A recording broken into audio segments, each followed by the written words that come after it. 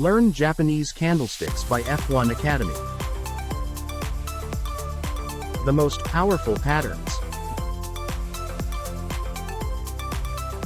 Let's discuss bullish candle patterns.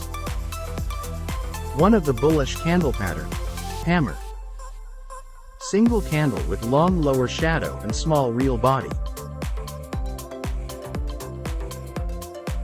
Long lower shadow and small real body. Color of real body is not important.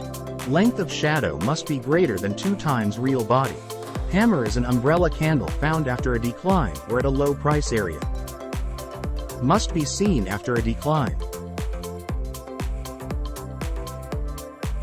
Confirmation required before buying is that candle closes above previous candle 1 and 2. Stay tuned for more Japanese candlesticks.